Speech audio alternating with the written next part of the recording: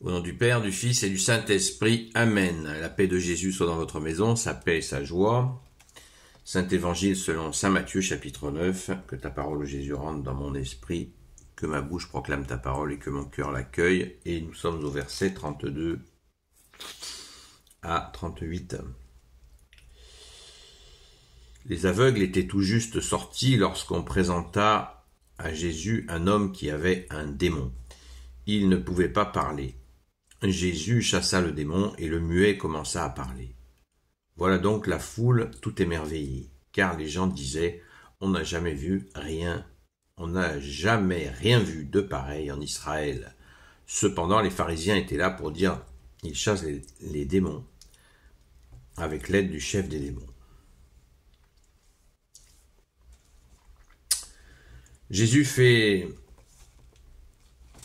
Jésus enseigne et guérit,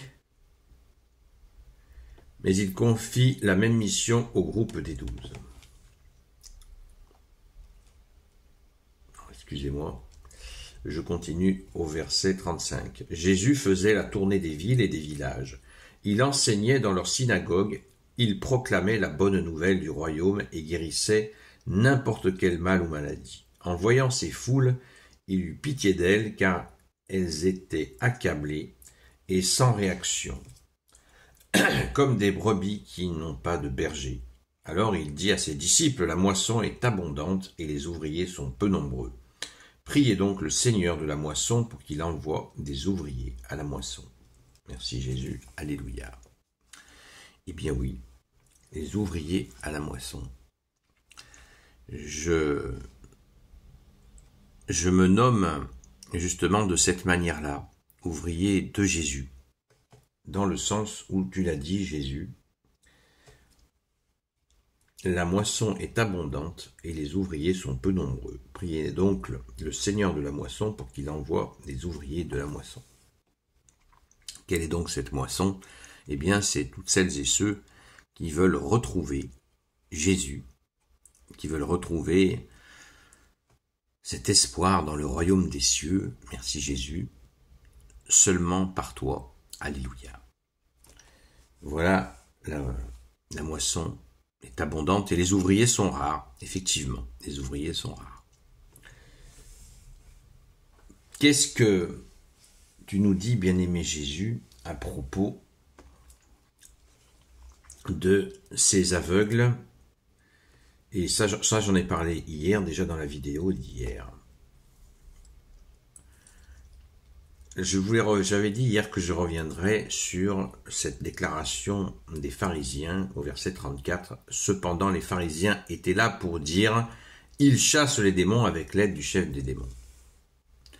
C'est effectivement, un peu plus tard, Jésus nous dira que c'est un blasphème contre l'Esprit Saint. Le fameux blasphème qui n'est pas pardonné. Cette parole est absolument...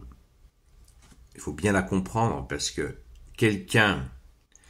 le blasphème contre l'Esprit Saint, c'est quelqu'un qui refuse la grâce, qui refuse la réalité, la vérité de la grâce. On peut être dans le déni de beaucoup de choses et faire sa vie, mais on ne peut pas être dans le déni de la vérité de Dieu. Voilà le blasphème en question. Et ce blasphème ne peut pas être pardonné pour une raison très simple, c'est que si vous niez la possibilité au bon Dieu de faire du bien, vous vous condamnez vous-même. C'est une autocondamnation que Dieu ne peut pas vous enlever. Je ne sais pas si vous comprenez. C'est pas facile à comprendre et c'est facile. Si vous vous enlevez la possibilité de croire, d'espérer que Dieu peut agir, vous vous condamnez, tout seul. Vous saisissez la chose là? C'est très important. Ça n'est pas pardonné, non, parce que tu peux pas. Dieu ne peut pas t'obliger à croire, puisque nous sommes dans le libre arbitre. Nous avons le libre arbitre. Nous avons été créés à l'image de Dieu, ce qui veut dire libre, de croire ou de ne pas croire, d'espérer ou de ne pas espérer. Si tu dis que c'est tout noir, c'est tout noir. Tu dis, voilà, tu refuses de croire. Jésus dit, celui qui refuse de croire sera condamné dans une autre séquence d'évangile. Est-ce que vous comprenez? C'est clair. C'est clair. C'est-à-dire, si on va dans cet orgueil qui consiste à dire, de toute façon, tout est foutu, il n'y a pas d'issue, c'est mort, voilà. Ben voilà, c'est comme tu dis. Et Dieu, il peut pas t'enlever ça. Jésus peut pas t'enlever ça. C'est à toi de dire non, j'arrête mes conneries. Non, tout n'est pas noir, le ciel est bleu, le soleil brille, les oiseaux chantent, oui, pas tout le temps, mais ils chantent. Voilà. Il y a des fois, il y a des nuages, il pleut, oui, symboliquement, je veux dire des soucis, mais il y a l'espérance, il y a l'espoir que ça change. Si tu enlèves l'espoir, eh ben, c'est à toi de le retrouver. Et Jésus ne demande que ça, de te redonner l'espoir. Voilà. L'espérance, elle a été déposée en nous à notre baptême.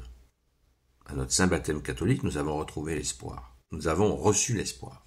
Nous avons reçu la foi, l'espérance et la charité. Deux vertus de Dieu qui sont absolument indélébiles. Eh bien, il nous faut absolument nous en imprégner et demander à Jésus humblement de raviver, si nous désespérons, de raviver cette espérance. Et oui, on peut pas jouer au plus fin avec le bon Dieu, c'est pas possible. Essayez si vous voulez, mais tu peux essayer, ça marche pas. Ça marche pas, il nous a créés dans un sens, pour nous ramener vers lui. C'est une grande grâce que nous avons là. Nous sommes sa créature. On ne descend pas du singe en fait. Nous sommes créatures de Dieu et par notre saint baptême catholique, nous sommes enfants de Dieu. Merci Jésus. Voilà, j'espère que vous avez capté la question du blasphème qui n'est pas pardonné, bien évidemment.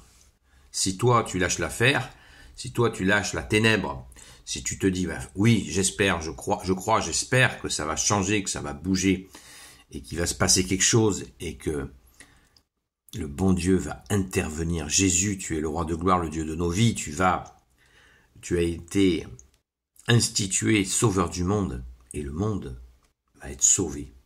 Le monde va être sauvé par Jésus. Voilà. Quand on tient ce discours-là, ces propos-là, certains disent « toi, t'es complètement allumé, regarde ce qui se passe ». Non, je suis pas complètement allumé. Et je regarde ce qui se passe, et je regarde dans le verre, je regarde ce qui est beau. Et chaque jour, chaque heure, chaque minute, chaque seconde, il y a des miracles, et il y a des merveilles qui se passent. Il y a des choses difficiles aussi. Bien évidemment, je ne nie pas.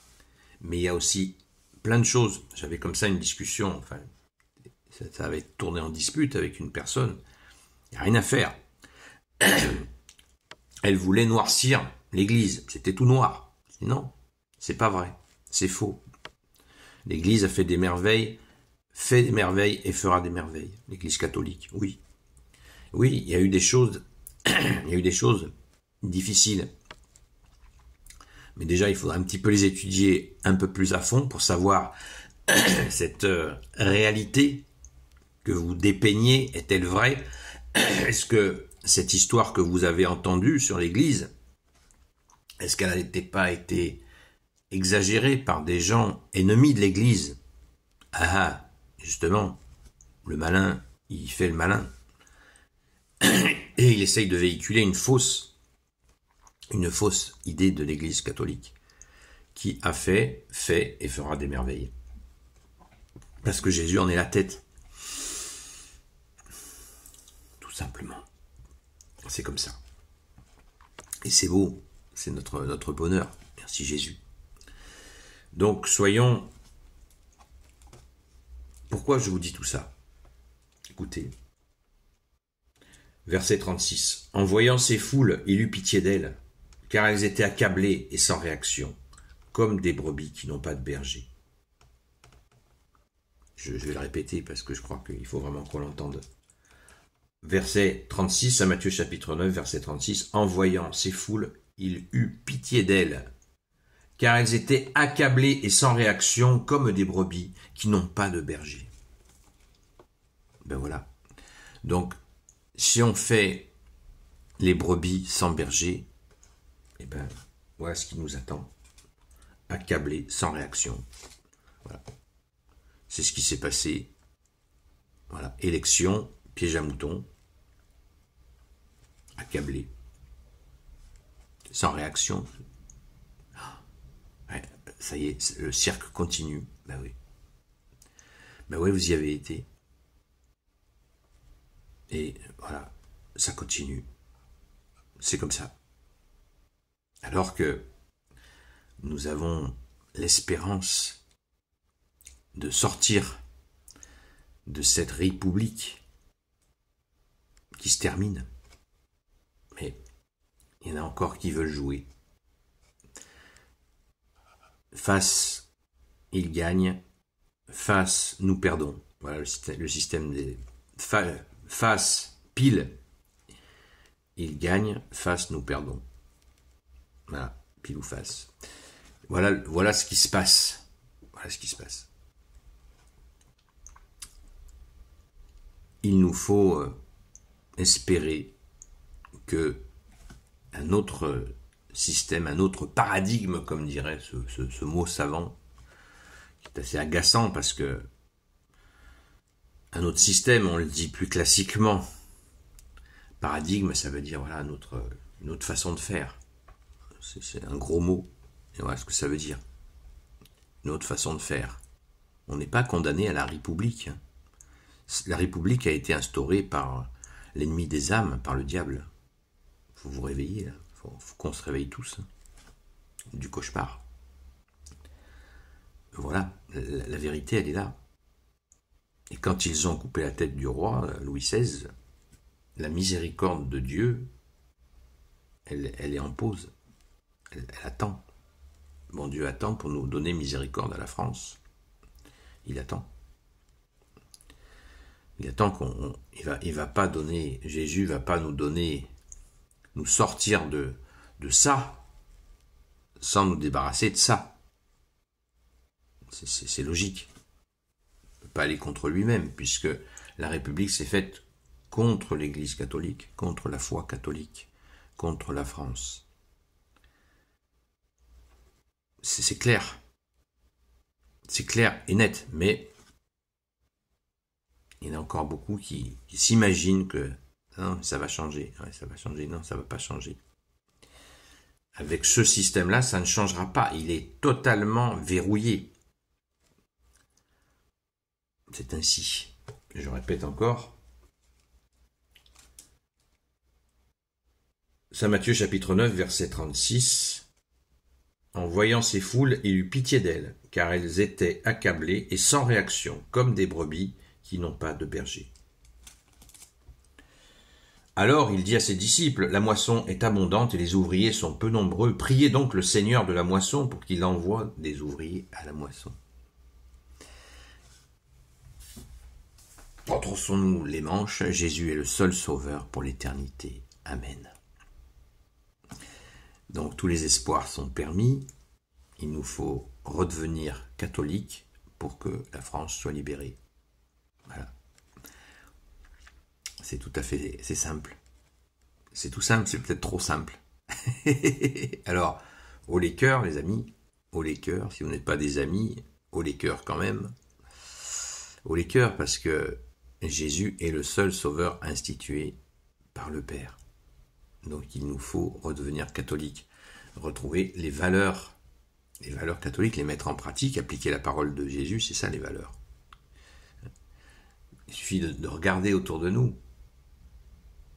La France, vous verrez, partout où vous vous tournez, vous verrez que ce sont des gens, des catholiques qui ont construit notre belle patrie, notre beau pays, la France. Mais c'était des gens qui allaient à la messe le dimanche, qui priaient, qui mettaient en pratique la parole de Jésus. Des catholiques. Merci à eux. Continuons les amis. Prions, prions, prions. Supplions Jésus de libérer notre belle France de la tyrannie. Gloire éternelle soit au Père, au Fils et au Saint-Esprit, maintenant et toujours, et pour l'éternité. Amen. À très vite.